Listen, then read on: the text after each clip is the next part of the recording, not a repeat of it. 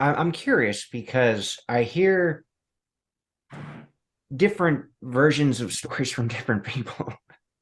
So you were not initially the fight choreographer on the film, but then you took that role over. Like, were you Mark and Frank at least working together at one point? And then like whatever happened? Well, it's this is a interesting question, Yeah. but Anything uh, related to Frank Dux always going to be interesting.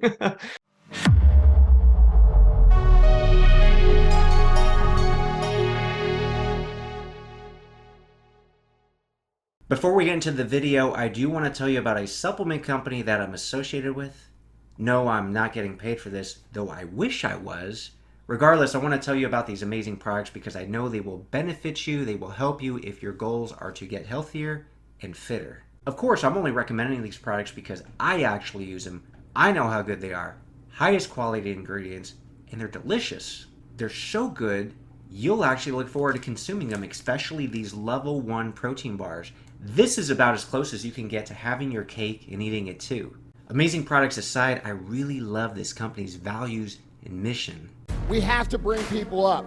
We have to inspire people to get better. We have to convince people that raising the standards is a solution, or we will lose. Don't lose. Raise your standards. If you do happen to look into or buy any of these products, I would appreciate it if you do so by clicking the link in the description below as a way of saying thanks for bringing them to your attention, as I will make a small commission. So it's a win-win. You will get amazing products, delicious products that will help you achieve your fitness and health goals, and I will actually get a little support for the channel, which I spend all my free time on, bringing you these interviews and videos. It's a win-win. well, he's an incredible guy. He has his own opinion and his own way of doing things, Mhm. which I think is valid.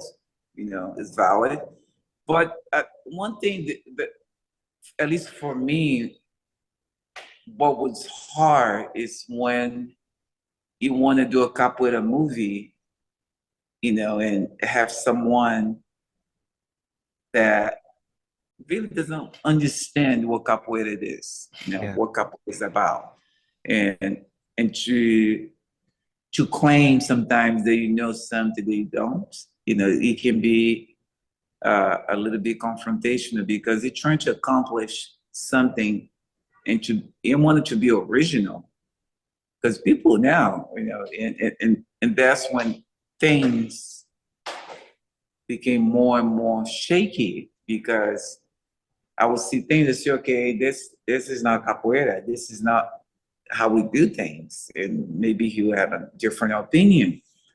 But it just became that game, like, okay, I have the experience, I've done this, I've done that. Okay, I get it, but this is not what we're trying to accomplish here now. We're trying to do a capoeira movie, Mm. no anything else. Anyhow, I So his believe, fight choreography was not capoeira movements. It was martial arts fighting, but not capoeira, which you didn't feel would really match the film. yeah, because if you're going to do like a kung fu film, it's fine. A karate film, a Mhm. taekwondo film, you know, fine. But when you talk about capoeira, you got to use capoeira in a way that's authentic, Yeah. and that's when the whole thing started, and I had to step in to do more capoeira uh, instead of just having uh, Frank Dux just do what he thought capoeira was, and I don't think it's for me. I don't have anything personal. I don't have anything against him. Mhm. He I think is very knowledgeable. He has ways of doing things, and for me, I was just trying to do the best I could to to have a decent film. Yeah, that makes sense. It just wasn't a good fit at the end Yeah. of the day for that specific role, that he was doing in a capoeira movie. Mhm. Hey, what's your favorite best experience from shooting the movie? Well, I think there are many. I like I like the opening and the closing. There were like something that wasn't planned in the beginning, but it became very present because it was important to show at least the energy that capoeira brings into the Yeah. screen, and that came across nicely. But for me, I really liked the last fight scene with Paco Vieto and Marta Cascos.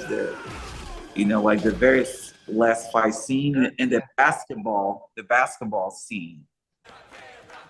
That fight scene is really tight because it was fun to film and put everything together, for that fight scene, like going from playing basketball to a whole fight scene, which was fun, and I think it's definitely a very memorable Yeah, moment. definitely. I like that fight scene quite a bit. And when you talk about the opening of the film, it's so beautiful because you kind of see the nature and there's like birds flying, and then and again, the first time we were introduced to that, like when I first seen it, I was just like, wow, like I've never seen anything like this. These guys are just almost defying physics with these crazy backflips and all that. And Mark Dacascos comes, and even though he's out there doing military operations, he's having so much fun and enjoying himself. And then we see you, and you give him the instrument, and then the party's over. The army comes and takes him back. But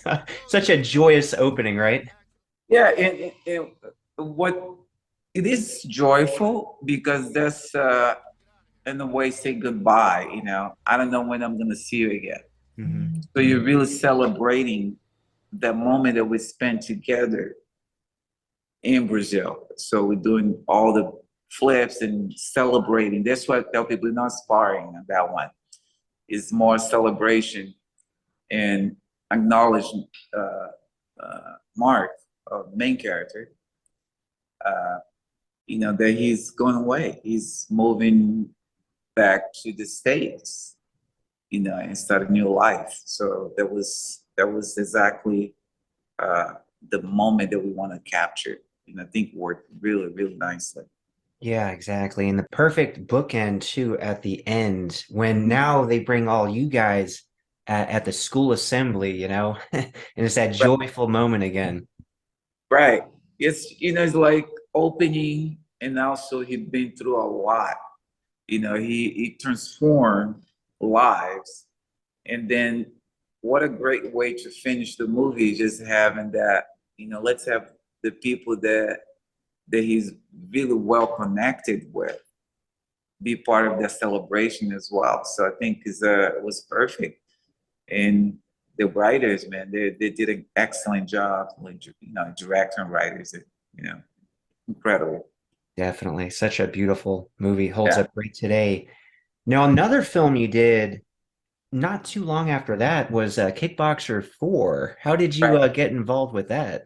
Well, I was actually right after I was teaching class, and one of the students was training with, man, I can't remember his name now, but maybe it will come soon. But he said, okay, this short movie on the strong, they're very interested in you to play in a small role in Kickboxer 4. Hmm. And so I said, yeah, sure, let me take a look at it and see. So I went to meet with the director, and I did a little demo for them. And they said, okay, oh, great. I wanted to put like some fight scenes, and I did maybe 2 or 3 fight scenes. And that happened so fast, and everything happened like within 2 days.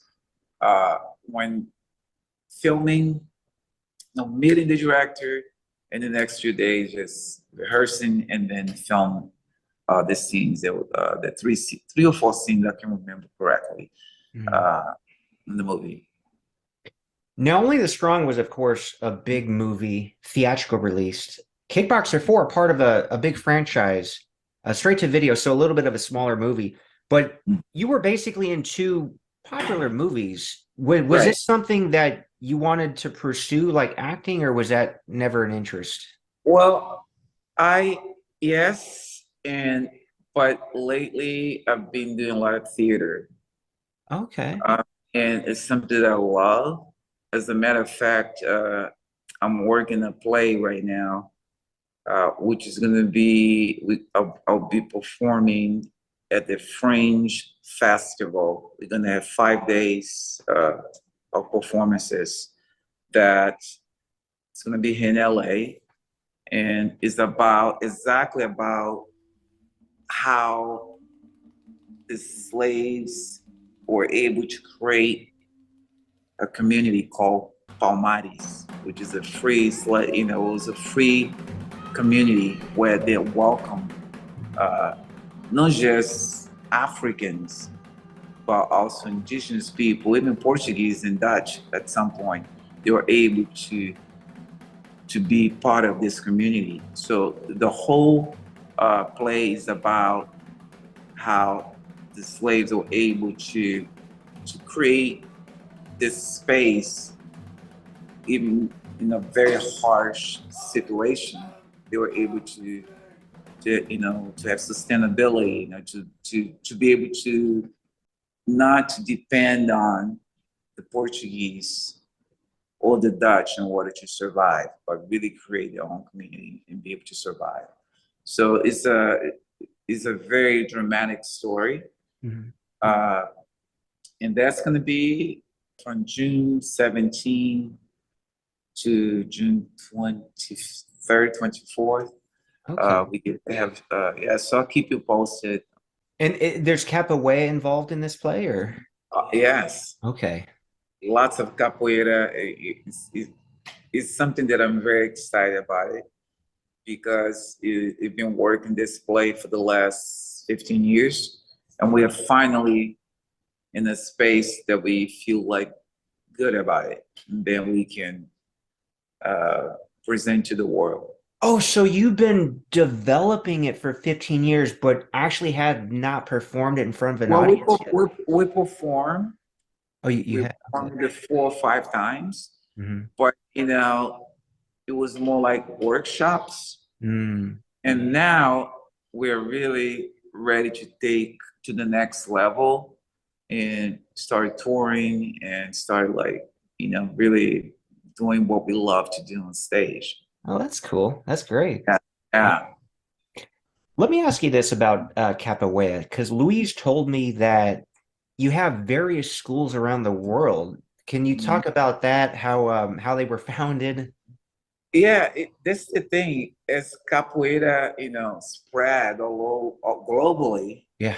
of course, it in a way created a lot of opportunities to not just myself, but a lot of people uh, in Brazil, outside Brazil. So now you can find capoeira anywhere in the world. I went to Alaska to Barrow, the coldest point I think in the universe. Wow. And I was still like, there's no way it's gonna be capoeira here. I was doing like a show there, and sure enough, there was a capoeira there. It That's was, it was very interesting. I said, no, nobody wants to be this cold. And, but anyhow, what I'm trying to say that right now, the end of this month, I'm going to Japan. We have a huge group in Japan, wow. in Tokyo, and capoeira in Japan is blowing up. Really? It's such a big, big, big culture. And that's the thing about the Japanese culture. They are when they decide to do something, they're very respectful and they're very dedicated. Mhm. They'll give 100% on everything. Uh, but yeah, schools like Germany, Japan, Dubai, Brazil, uh, different places, but capoeira now is everywhere, and we keep growing because people, even when I teach here, have people like say, if I have students that uh, are from Germany or Poland or Israel. They get qualified, they train for many years, and they move back home. Okay. And so when they move back home, they started teaching. Mm-hmm. So they start like a branch, and that's what happened with Capoeira right now.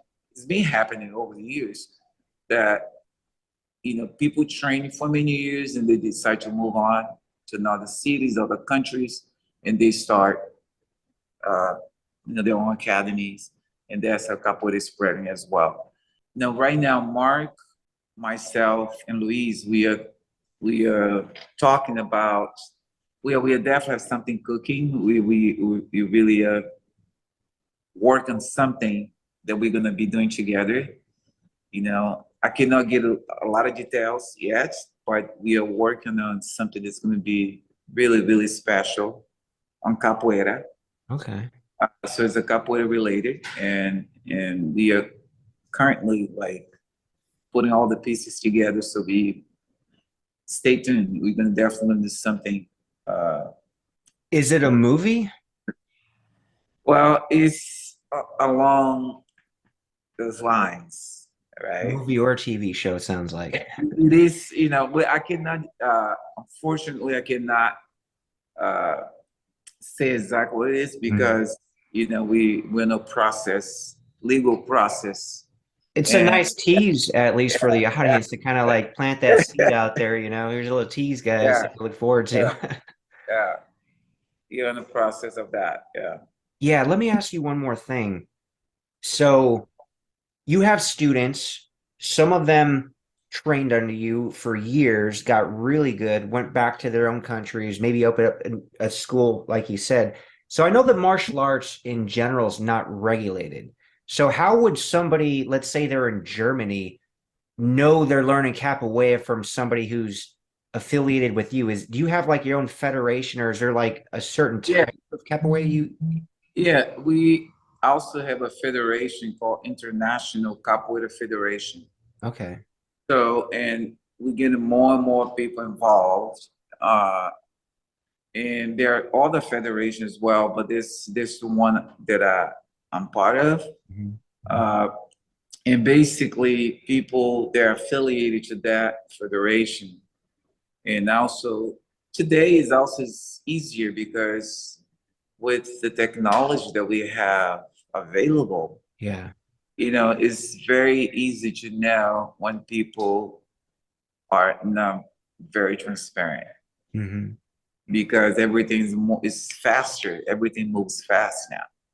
So if you claim to be something that you are not, it's not going Oh, to there's take enough long. people out there that know the truth and can expose the person. Yeah, that's a good point. Back before the internet, you could just get away with anything, right?